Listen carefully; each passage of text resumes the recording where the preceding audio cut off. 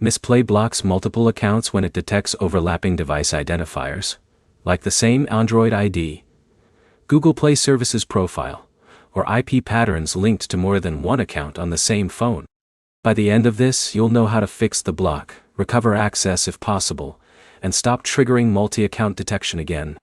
First thing is identifying whether it's a soft block or a full account restriction. Open Mistplay and try logging in with your main account only. If you get a warning message or instant logout loop, that usually means the device is flagged, not just the account. Next step is stopping anything that looks like account switching behavior.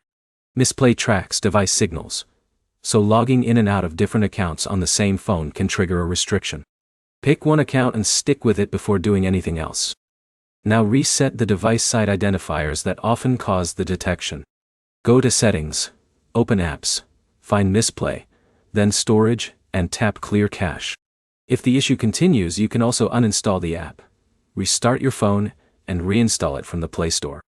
This rebuilds the local device profile Mistplay uses to recognize your session. If you were using VPNs or privacy tools, turn them off immediately. Changing IP addresses repeatedly makes the system think multiple users are operating from one device. Switch back to a stable network, preferably your regular Wi-Fi, and avoid switching connections during login attempts. Another important check is your Google Play Services account. Make sure only one Google account is actively signed in under your device settings. Multiple Google accounts can confuse app-level tracking and contribute to multi-account flags. If you genuinely used more than one Mistplay account on the same phone, there may be no direct recovery. In that case, you need to contact Mistplay support through the in-app help section and explain the situation clearly without switching accounts again. Avoid creating new accounts on the same device while the flag is active. If the block is temporary, it can sometimes clear after a cooldown period once the system stops detecting conflicting activity.